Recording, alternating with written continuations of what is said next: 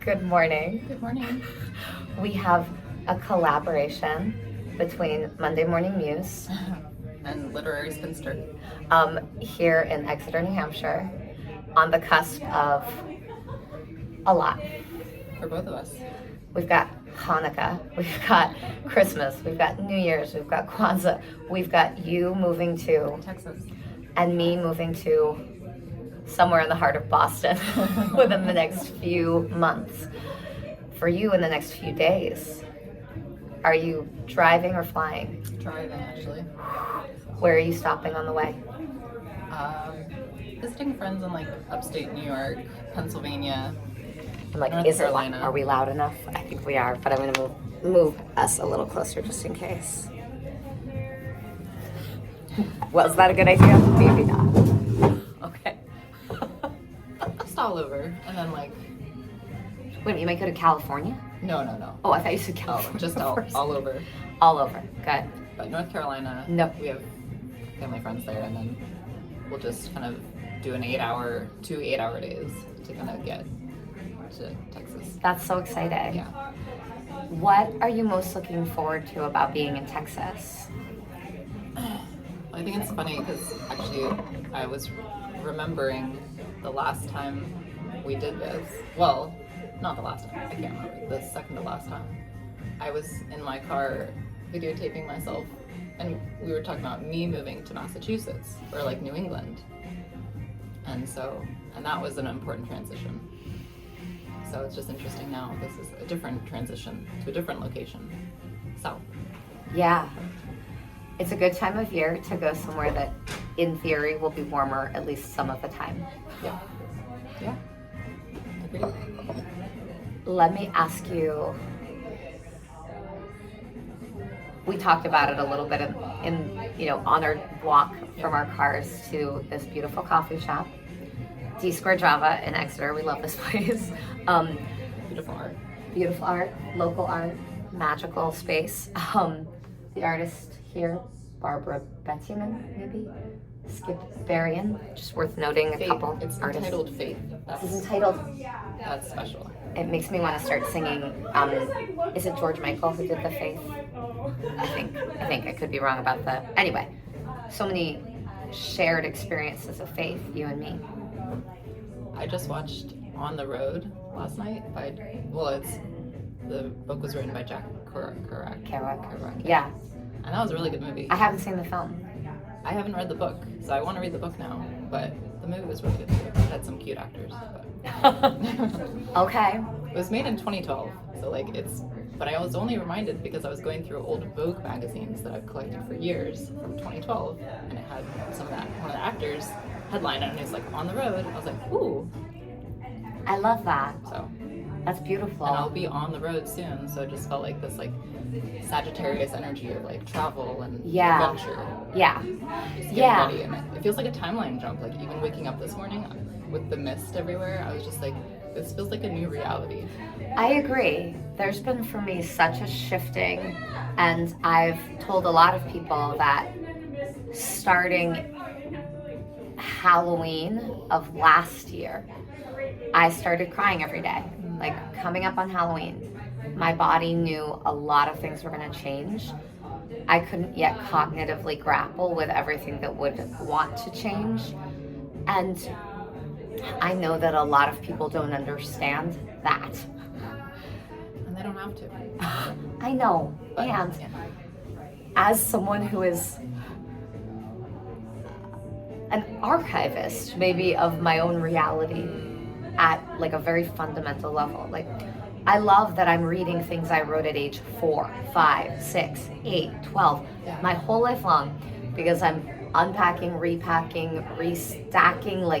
We're not talking Substack right now. We're talking about actual paper things created by a tiny little person who was encouraged in her pursuit of cataloging every little detail of her life by a mother who journaled, by a father who was an artist and a creator of many things, and by every single teacher and person around me, choir directors, who said, yes, your voice. Yeah, and beautiful. Well, it all came in the context of faith. And I think I put this in a blog post recently. The amazing Marilyn Robinson, amazing writer, one of my favorites of all time, and someone like Mary Oliver, who is very local to Massachusetts, or beloved of Massachusetts, though I think she might have been born in New York State or Connecticut. But like these energies of careful prose or poetry, so much of their work is literally memorized by me. So I get excited not just about the greatest work, but about hearing a voice come into itself. Now, you're a voice that tends to be quieter than mine, which is why I'm like, are we getting you loudly enough? Like, scoot closer to the mic. But also, I'm someone who was trained from a young age to make sure my voice carried, right? Yeah.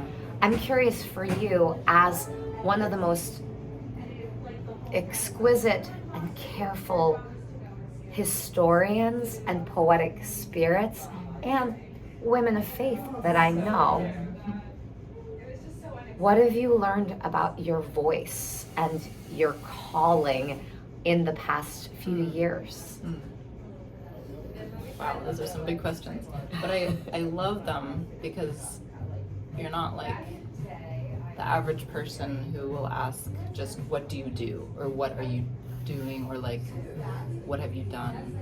No one asks that exactly, but you know what I'm saying. Like, but you're asking, what have I learned about myself with my calling? And calling, and you saying about like, you were trained to have your voice carried. I feel like I mean, we all went through COVID times, but a few years ago I had like really bad COVID, and to the point where I lost my voice. And I never, that I remember, had that happen before. And my voice has already been quiet, but it like got even quieter. And to the point where if I wanted to say anything, I had to shout. And then I feel like I damaged my vocal cords in that process. And I feel like my voice has changed even since then. It kind of dropped and changed, and that's fine, and it's interesting. Like, I'm sure there's a metaphor there of like death and rebirth, and like something being like started over, like reworked, transformed. And so like finding my voice now this year, it's kind of been my Walden in the woods. I felt that like Newmarket has been a haven, and like even just different things, and it's been beautiful. And it's not in the woods, but it's close enough. And this is part of the and to find my words through writing, my voice, finding my voice through writing. So my Substack, I started like, it was about a year ago, literally a year ago, and I hadn't done that before. And I was encouraged by my cousin. He's like, you should just do that. And then I had seen yours all the time. I was like, well, if she can do it, I mean, I want to be like her. I want to do it. So. And the beautiful thing about this is the word that I use often now, because you know a lot of people are like understandably, like social media is a tool to me. It's not the be all end all of anything. I would always rather be in shared space with someone, having a conversation that maybe includes other people and maybe does not. But as someone who grew up in evangelicalism, which is a Greek word, evangelos just means good news, right? I was amazed to meet a woman yesterday named Nadia Washington, beautiful black woman. Met her at Long Live Roxbury, a brewery. She was singing jazz with a phenomenal ensemble of international musicians. And the song that I listened to on her album on Spotify that she recorded a few years ago, I don't remember if it's called Hope Resounding, Hope Resurrected, Hope Reclaimed. Hope is the title of the album. I'll put it in the notes to this. And she and I had maybe a 10-minute conversation. I sent her like the one little video that I had made of her performing with her band at the very end of the show. She would we were grateful to just like collaborate on Instagram. Not because we care about Instagram, but because we care about live music. We care about collective healing. We're both women of faith. And this looks very different in different spaces. It sounds and reads different coming from different kinds of spaces and places and generations. Yeah. And I have been a voice my whole life, partly because that was an innate gifting, partly because it's a calling, a vocation. Yeah. And it's both an inheritance that has its aspects of great blessing and its aspects of great vulnerability. I choose not to call my gifts curses because that brings me into an energy of shame Yeah. that I refuse to corroborate in this time. No. As you shouldn't. And it's tricky Yeah. because we do know that we all want to be, no, maybe not all of us. Some of us are determined to be accountable when we've caused harm. Tell me a little bit for you, because you're a little younger than me. You've witnessed a lot in your life. And like, we have so many this is the thing. If someone wants to call me an influencer, I'd rather be called a confluencer. I believe in confluent streams of energy. And it might sound like a made-up word, but it's a real word. And this is what some people are doing, using social media or refusing to. And I tip my hat to any and all of the above. And I just think of being like a bridge builder too, confluencer. It's like, and I feel like I'm the mini version of you in the sense of like, I see the connections. I see like even chiropractors I had in Pottstown and then in Newmarket, and I'm like, I've told them like, I want to interview you. I want to do something with this information. Like, you have wisdom that other people need to hear. And how do I don't know what the platform is, and maybe it's this or Substack or whatever it is, or podcast, or maybe it's just hearing people, but it's like, it's like, what is that magic thread? Because at some point we're not going to be around anymore. And like right. the connections we see, who else is going to see them? Mm-hmm. I love this. And what I also love is that, like me, we both do a good job of like making connections internally and then intuitively acting when we sense either we better or we'll be sorry or like we just know it's time, right? Yeah. And that's not to say we are immune to the voices of others. However, we kind of meticulously will follow our own guidance. Some would call this the Holy Spirit. Others don't like that language, but that knowing inside that is undeniable if you've been attuning to it.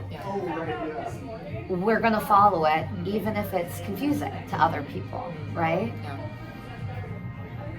What is one of the things that you've had to give up at some moment in your life as a result of following what you knew to be true?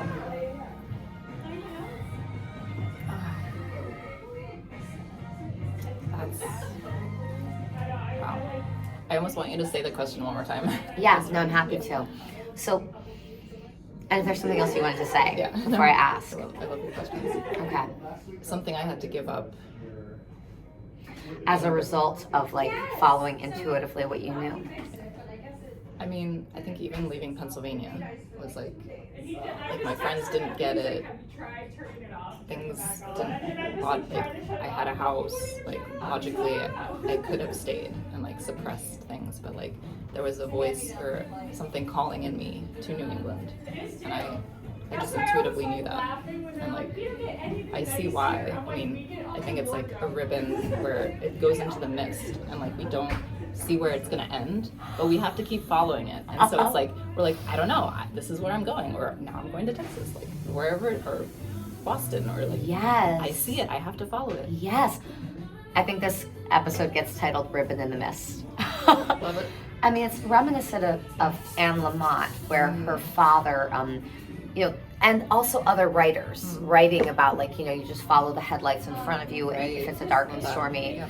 Also, you know, her father, when she was a child writing a book report, said, like, write it bird by bird. That's the name of her book. It's advice on writing in life. We all love Anne Lamott, those of us who know her. And I've read several amazing books on the craft of writing.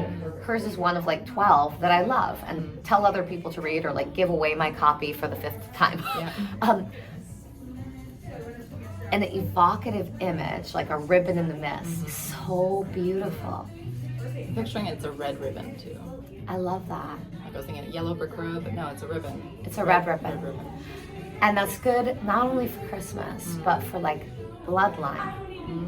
For like ruby, red, anything. It doesn't have to be slippers.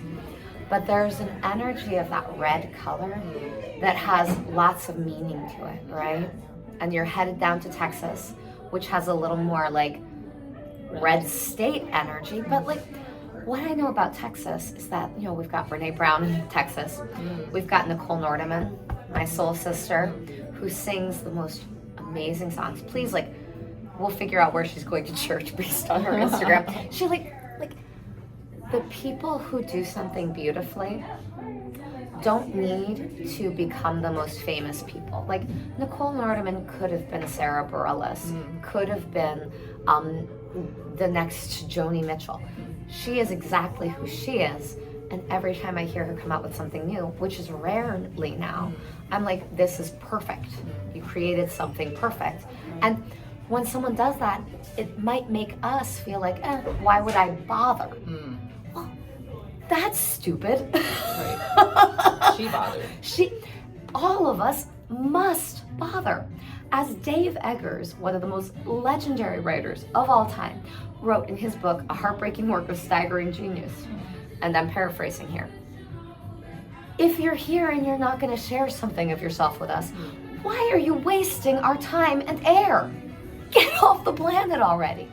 And I say that quite literally, because I'm also not against people who want to die by suicide in whatever way they choose. I have never had an inclination in that direction, because I like this place and I want to be here.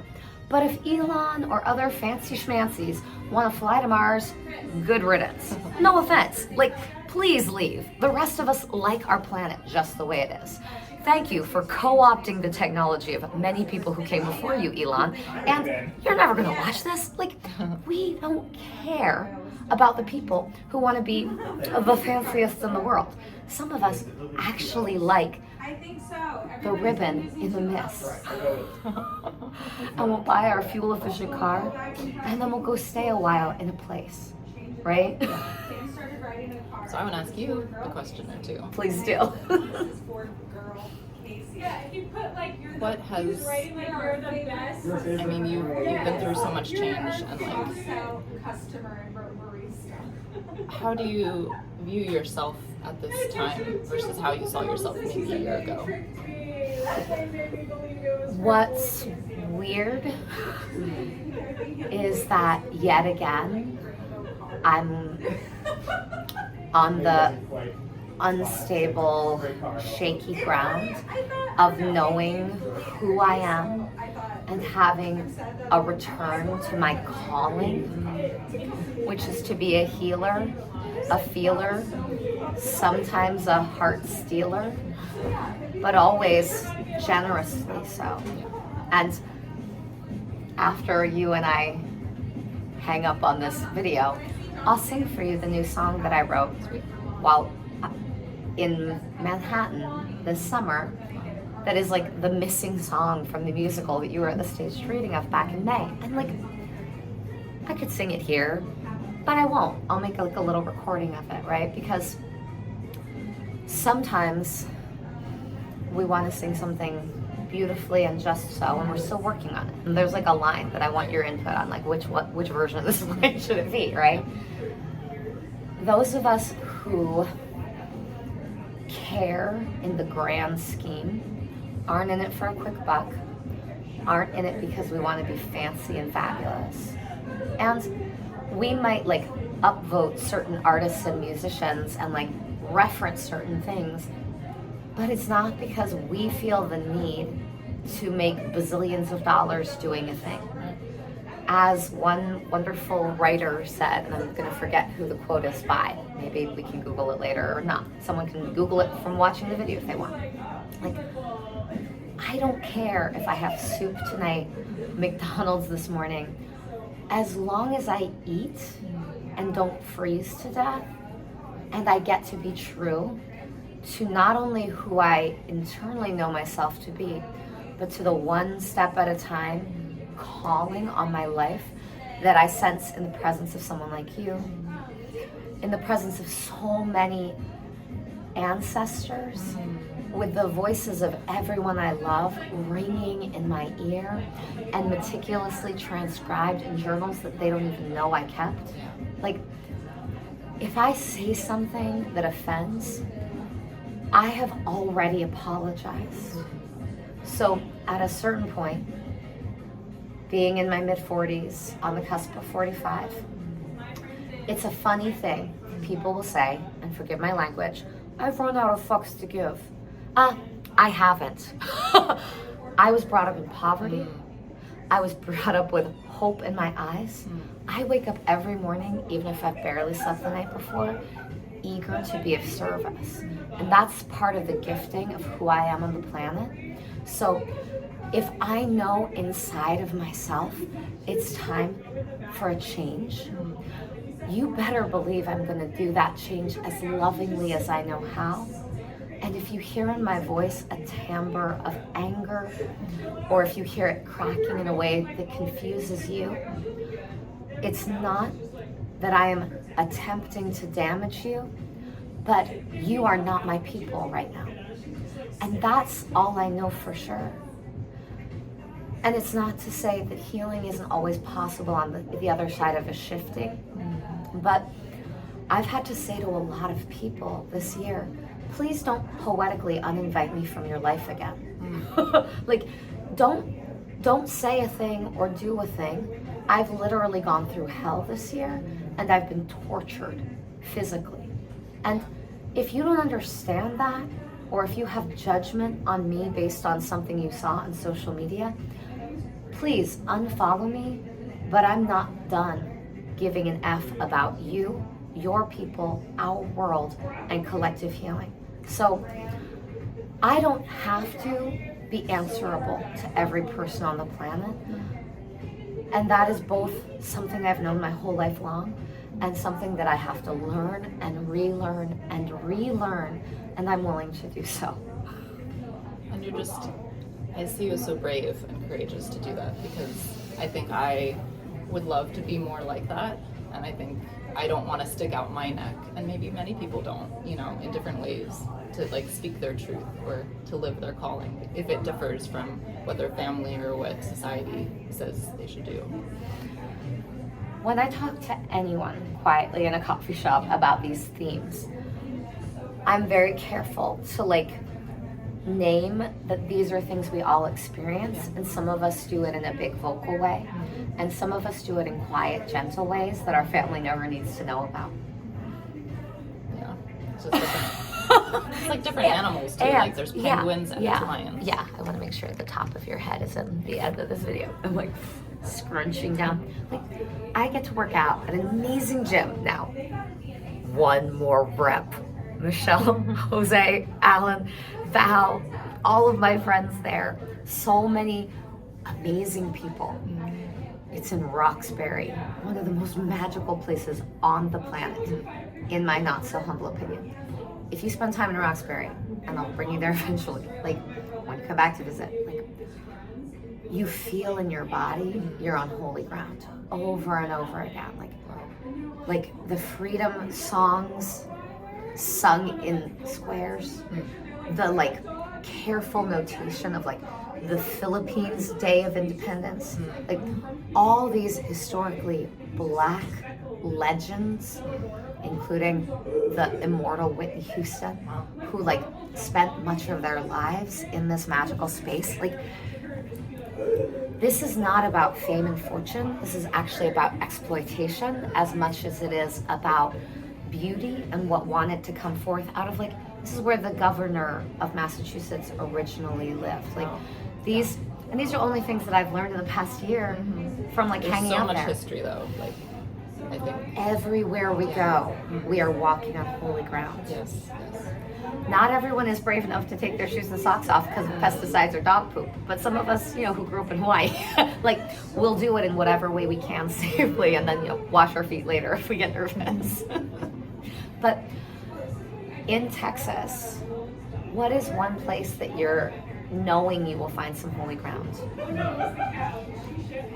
I'm really curious to discover that because I don't know.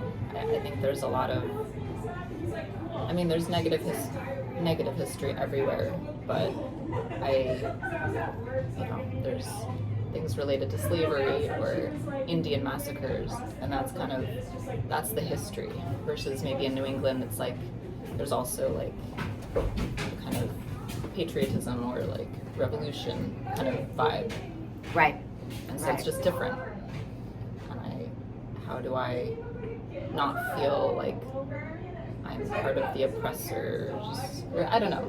Not that it's like that, but yeah. Well, finding the other young, brave, creative people that are down. Yeah. You'll find them pretty easily, that are honoring, I think. Native American spirits. Yes.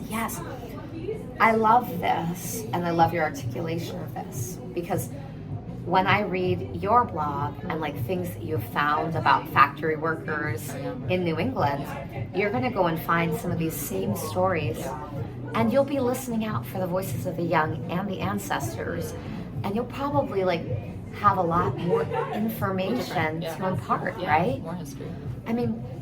I am forever and always practicing my mediocre Spanish on people who are fluent from various parts of, the Dominican Republic, Puerto Rico, Colombia, Mexico, and, straight up Spain. One of my best friends of all time, Marta Montaña Cortina, is in Barcelona right now, but I met her in Gloucester. And we taught in Beverly, Massachusetts.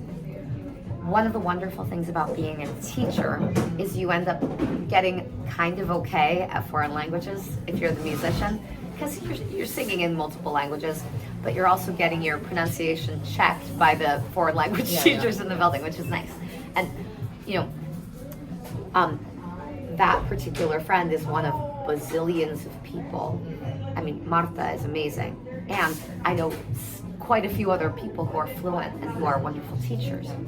You have so much to teach.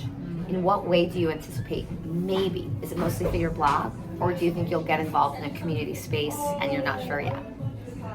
I'd love to get involved in a community space. I think that the town that my dad is in is a kind of artsy town, so I'm curious to like first brush up on my own skills, like a pottery class, or like do the work myself. And then from there, see where the gaps are of like vision boarding or collage, or like what are they looking for? And maybe it's a bunch of old people, but maybe they need to like reflect on their life or scrapbook their life, or I don't know what it is. Well, I was gonna say, you and I both do soul collage. Yeah. I got trained as a facilitator. There are, I want to. look for it down there. You would be a phenomenal facilitator. And for me, I'm going to start doing it in some library spaces and in some senior centers. And Exactly, that was a good response. we don't know how these things grow, Yeah. but it is a critical juncture right now. It always is, where some people are dying and some people are being born. And so I know you'll follow your intuition, and we'll end our video because now it's getting noisier in the cafe. But how exciting to know that we're always in an energetic space and just a phone call away. I just want to ask one more question. Yeah. How do you see the next few years for the world? Some people are doom and gloom, some people are hopeful. I do believe, and I've heard, there's two different timelines. So what are your feelings about where things are headed? I recommend that we all lean into hope, whatever that looks like for you. And for some people, it is a meticulous listening to the news in whatever form that feels truest to you. I have like a lot of friends who are on the opposite side of political things, but when we have conversations, we learn from each other. Yes. One of my wonderful friends who works for Amtrak, I don't know if he wants to be named here, but he'll see this. I'll make sure he watches this one. You know, when he confessed that he voted for our current overlord in chief at some point in his life, I was like, conflict of interest. I need some time to digest that reality because I respect him immensely as a person and a loving being. And I already had a lot of people in my family and circle like that. Oh my God, you're gonna get them. When you've lived in Massachusetts as long as I have and you're female, let's just say you have a tendency to vote blue. But that doesn't mean I don't see other angles, right? And you know, when he said, oh, on Fox News, we just heard, you know, taking melatonin to sleep too often makes you prone to heart disease. I was like, let's make sure that word gets out. Yeah. Because, you know, I already knew it's habit forming and only take it when I really need it. Like, these are silly things, but also all news is sometimes fake and sometimes true. Yeah. Because everyone has a perspective, right? Right, no, it's truth, and then all the people, even like the elephant metaphor for religions, like some people are saying it's the trunk and the feet and the tail, and actually they all have a piece of the truth, but no one's listening to each other. Well, I want to listen to everyone. And that's the goal. Right? Yeah, yeah. And I know that sometimes I sound confusing, weird, and even mean if someone doesn't understand what's going on for me. But the beautiful thing about midlife, and this is like encouragement to anyone who's like under the age of 40, is that you do become a little more clear on who you are and what doesn't work for you. And whether that means you have to shift some elements of your life, or you're willing to burn things to the ground and let the ash fertilize what is to come. There is no one I know who makes it to 40 and doesn't have to reinvent themselves unless they want to be attained for the rest of their life. And I mean that emotionally, psychologically, spiritually, and physically. And let's remember, pain too is a path. And there is a holiness to that path that I like, you know, in the name of Jesus, and all of our martyred and uplifted energies, like respect to those who meticulously follow that path. Because who am I to say, oh, so-and-so should have made different life choices? Like, no, thank you. No one's path is unique. Exactly. And they have to commit to it or not. But And each one of our paths is holy, and I see hope. One of my favorite musicians from this year, Anees, A-N-E-E-S. Look him up if you haven't already. Sometimes he swears, but most of the time he doesn't. And I'm pretty sure it's he who sings in one of his songs, I see God in you.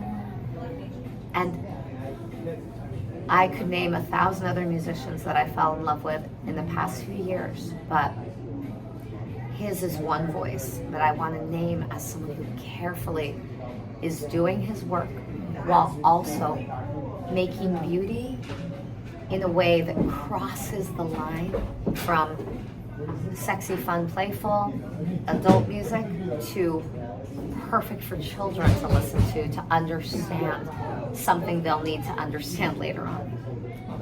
Give me one song that you would add to your playlist of the year. well, so I just discovered through an open mic in like young towns around here now, on the campus of UNH, the song 81 by Joanna Newman. That's like, Okay.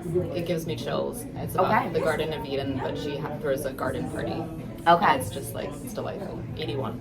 I love it. We're also going to choose something from our Kittery Dance Hall concert. Oh, yeah. We'll talk about that when we hang up. Yeah. Because Kate Redgate needs to be upvoted 100%. in my, and I don't know which of her many songs. So Kate, watch out. It's coming your way eventually. I'll text this to her later. Okay. Thank you. We have more talking to do, but we're going to end the video and say from Literary Spinster and Monday Morning Muse. Happy, merry, hopeful, all of the things. Absolutely.